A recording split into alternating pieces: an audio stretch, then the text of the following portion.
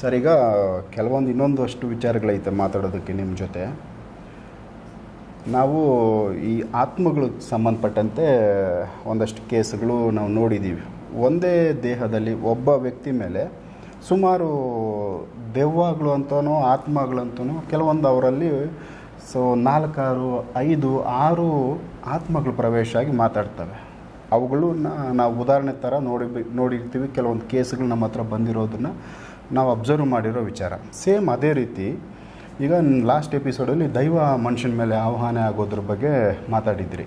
Same ಅದೇ ರೀತಿಯಲ್ಲೇ ದೈವಗಳು ಕೂಡ ಒಂದು ವ್ಯಕ್ತಿ ಮೇಲೆ ಒಂದೇ ದೈವ ಒಟ್ಟೆ ಟೈಮ್ ಒಂದು ಸರಿಗೆ ಒಂದೇ ದೈವ ಇರುತ್ತಾ, ಇಲ್ಲ ಮಲ್ಟಿಪಲ್ಲಾಗಿ ದೈವಗಳು ಒಬ್ಬ ವ್ಯಕ್ತಿ ಮೇಲೆ ಬರ್ಬೋದಾ?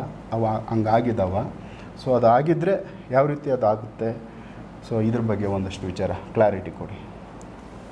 ಎಲ್ಲರಿಗೂ ನಮಸ್ಕಾರ. ಅರವಿಂದ್ ಸರ್, ಈಗ ನೀವು ಕೇಳಿದ ಪ್ರಶ್ನೆಗೆ ಉದಾಹರಣೆ ಮೊಬೈಲ್ ತೊಗೊಳ್ಳಿ. ಮೊಬೈಲು ಒಬ್ಬ ವ್ಯಕ್ತಿಗೆ ನೀವು ಫೋನ್ ಮಾಡ್ತೀರಿ, ನಿಮ್ಮ ಸ್ನೇಹಿತರಿಗೆ ಮಾತಾಡ್ತಾ ಇರ್ತೀರಿ. ಹೌದು.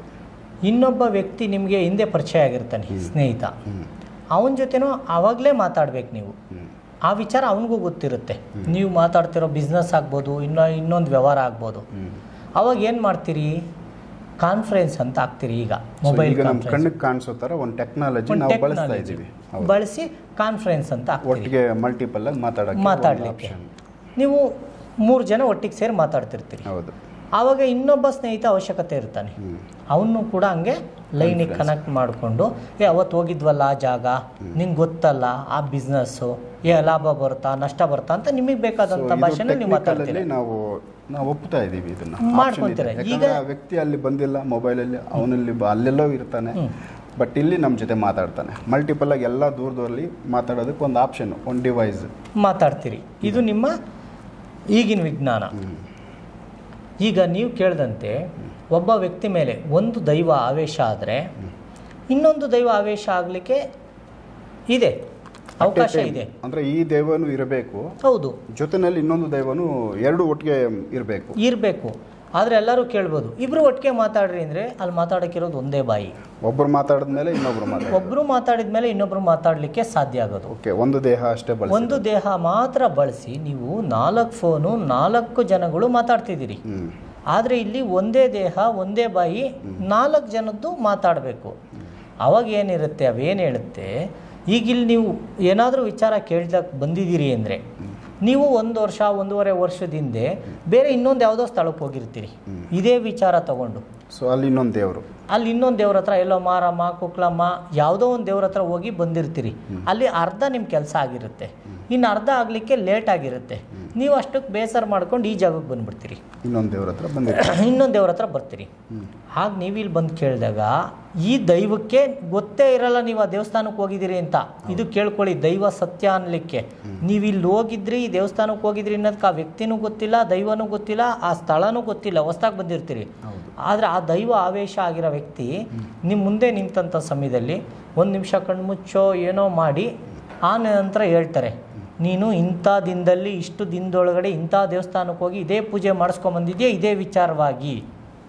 ಸೊ ಅಲ್ಲಿ ಹೇಳ್ತಾರೆ ಅಲ್ಲಿಗೆ ಈ ದೈವಕ್ಕೂ ಆ ದೈವಕ್ಕೂ ಕನೆಕ್ಟಿವಿಟಿ ಇದೆ. ಸೊ ಎರಡು ಮಧ್ಯೆ ಮಾತಾಡ್ಕೊಂಡು, ಹೌದು.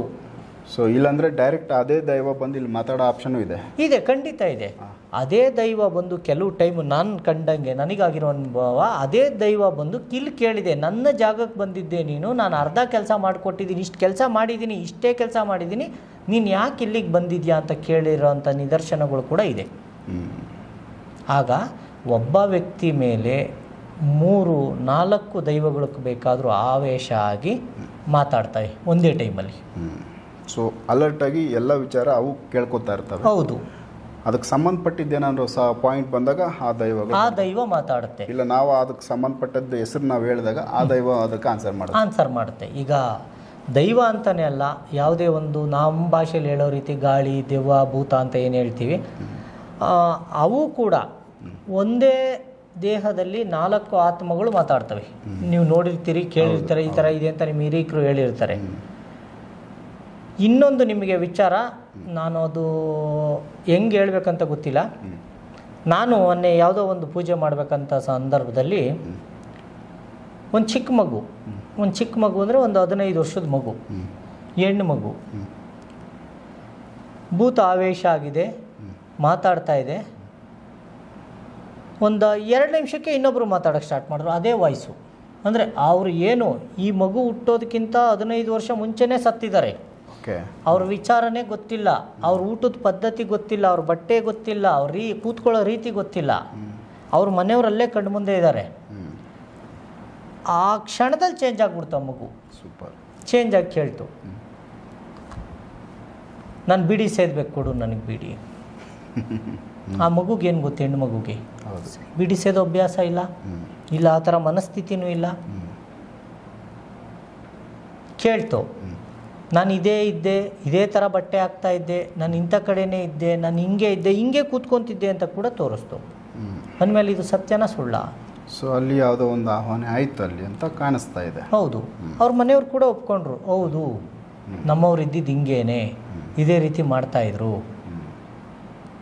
ಸೊ ಆತ್ಮ ಅಲ್ಲಿ ಇದೆ. ಹೌದು, ಅದು ನಂಬಿಕೆಗೆ ಬಂದವ್ರಿಗೆ ಮಾತ್ರ ಗೊತ್ತಿರುತ್ತೆ, ನಂಬಿಕೆಗೆ ಬಂದಿಲ್ಲದೆ ಇರೋರಿಗೆ ಅದು ಗೊತ್ತಿಲ್ಲ.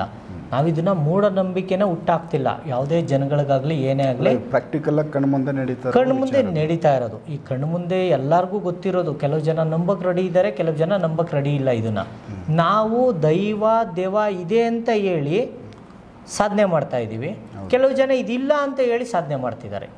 ನಾವಿಬ್ಬರು ಹೋಗ್ತಾ ಇರೋದು ಒಂದೇ ದಾರಿ, ಇದೇ ಇಲ್ಲ ಅಷ್ಟೇ. ಕೊನೆ ಯಾರಿಗೂ ಸಿಕ್ಕಿಲ್ಲ, ಇದುವರೆಗೂ ಸಿಕ್ಕೋದು ಇಲ್ಲ. ಯಾಕೆಂದರೆ ಇದು ನಮ್ಮ ಬುದ್ಧಿಮಟ್ಟಕ್ಕಿಂತ ತುಂಬ ದೂರ ಇದೆ. ಹಂಗಿರುವಾಗ ಎಲ್ಲ ಆತ್ಮಗಳಾಗಲಿ ದೈವಗಳಾಗಲಿ ಒಂದೇ ದೇಹದ ಮೇಲೆ 3 ರಿಂದ 4 ಬಂದು ಆವೇಶ ಆಗಿ ಕೇಳಿದಂಥ ಪ್ರಶ್ನೆಗೆ ಅವಾಗ ಉತ್ತರ ಮಾಡ್ತವೆ. ಸೊ ಇದು ಸಾಧ್ಯ. ಸೂಪರ್. ಸೊ ವೀಕ್ಷಕರೇ, ಯಾಕಂದರೆ ಇದು ಈ ಜಗತ್ತಲ್ಲಿ ಕಾಣದಿರೋ ಅಗೋಚರ ಶಕ್ತಿಗಳು ಸಾಕಷ್ಟಿವೆ. ನಮ್ಮ ಕಣ್ಣಿಗೆ ಕಾಣೋದು, ನಮ್ಮ ಕಣ್ಣಿನ ದೃಷ್ಟಿ ಎಷ್ಟಿದೆ ಅಷ್ಟು ಮಾತ್ರ ನಾವು ನೋಡ್ತೀವಿ. ನಮ್ಮ ಕಣ್ಣಿಗೆ ಕಾಣದೇ ಇರೋ ದೊಡ್ಡ ಪ್ರಪಂಚ ಈ ಭೂಮಿ ಮೇಲೆ ಇದೆ. ಸಾಕಷ್ಟು ಪ್ರಾಣಿ ಪಕ್ಷಿಗಳಿಗೆ ಕೆಲವೊಂದಷ್ಟು ಶಕ್ತಿಗಳು ಕಾಣಿಸ್ತವೆ, ಯಾಕಂದ್ರೆ ನಮಗಿಂತ ತೀಕ್ಷ್ಣವಾದ ಕಣ್ಣು ನೋಟ ಅವುಗಳಲ್ಲಿ ಇರುತ್ತೆ. ಹಾಗಾಗಿ ಕೆಲವೊಂದು ಸೂಚನೆಗಳು ಅಬ್ಸರ್ವ್ ಮಾಡ್ಬೋದು. ನಮ್ಮ ಸುತ್ತಮುತ್ತ ಕೆಲವೊಂದು ಪಕ್ಷಿಗಳು, ಇಲ್ಲ ಮನೆಯಲ್ಲಿ ಸಾಕಿರೋ ನಾಯಿ, ಬೆಕ್ಕು, ಈ ಥರದ್ದು ಸಾಕು ಪ್ರಾಣಿಗಳಲ್ಲಿ. ಸೊ ಇಲ್ಲಿ ಏನೋ ಒಂದು ವಿಚಾರನ ಅವುಗಳು ನೋಡಿದಾಗ ಮಾತ್ರ ಅವುಗಳನ್ನ ಬೊಗಳುತ್ತವೆ, ಇಲ್ಲಾಂದರೆ ಅವುಗಳ ಬಗ್ಗೆ ಏನೋ ಒಂದು ಅವು ಚೀರಾಡೋದು, ಅವುಗಳದ್ದು ಒಂದು ಏನಿದೆ ಬಾಡಿ ಲ್ಯಾಂಗ್ವೇಜ್ ಅವುಗಳು ತೋರಿಸಿ ನಮಗೆ ಒಂದು ಸೂಚನೆ ಕೊಡ್ಬೋದು. ಇವುಗಳನ್ನ ನಾವು ಅಬ್ಸರ್ವ್ ಮಾಡಿರ್ತೀವಿ. ಸೊ ಇದನ್ನು ನಾವು ಅಬ್ಸರ್ವ್ ಮಾಡಿದಾಗ ಕೆಲವೊಂದಷ್ಟು ಕೇಸುಗಳು, ನಮ್ಮ ಹತ್ರ ಬಂದಿರೋ ಕೇಸುಗಳು ಮಲ್ಟಿಪಲ್ಲಾಗಿ ಒಂದು ದೇಹದಲ್ಲಿ ಸಾಕಷ್ಟು ಆತ್ಮಗಳು, ಇಲ್ಲ ಒಂದು ಏನು ಸತ್ತು ಹೋಗಿದ್ಮೇಲೆ ಗಾಳಿ ಅಂತ ನಾವು ಕರಿಬೋದು, ಇಲ್ಲ ಆತ್ಮ ಅಂತಲೇ ಆಲ್ಮೋಸ್ಟ್ ಕರಿತೀವಿ. ಸೊ ಒಂದೇ ದೇಹದಲ್ಲಿ 3-4 ಥರ ಮಾತಾಡಿರೋ ಕೇಸುಗಳು ನೋಡಿರೋದ್ರಿಂದ ಆ ಕೇಸು ಸೇಮ್ ದೈವಗಳಲ್ಲೂ ದೇವ್ರುಗಳು ಕೂಡ ಈ ಥರ ಮನುಷ್ಯನ ಮೇಲೆ ಒನ್ ಟೈಮ್ನಲ್ಲಿ 2-3 ದೇವ್ರುಗಳು ಬರೋಕ್ಕೆ ಸಾಧ್ಯನಾ ಅಂತ ಕೇಳಿದ್ದಕ್ಕೆ ಅದು ಸಾಧ್ಯ. ಸೊ ಇದು ಇದೆ, ಅದು ಅನುಭವ ಆಗಿರೋದ್ರಿಂದ, ಆ ಥರದ್ದು ಕೇಸುಗಳು ನೋಡಿರೋದ್ರಿಂದ ಸೊ ಈ ವಿಚಾರ ನಿಮ್ಮ ಗಮನಕ್ಕೆ ತೊಗೊಂಬಂದಿದ್ದೀವಿ. ಇನ್ನಷ್ಟು ಬೇರೆ ವಿಚಾರಗಳನ್ನ ನಾನು ಮುಂದಿನ ವೀಡಿಯೋಗಳಲ್ಲಿ ಮಾತಾಡ್ತಾ ಹೋಗ್ತೀನಿ. ಸೊ ಅಲ್ಲಿವರೆಗೂ ಎಪಿಸೋಡ್ ನೋಡ್ತಾ ಹೋಗಿ. ನಮಸ್ಕಾರ ವೀಕ್ಷಕರೇ.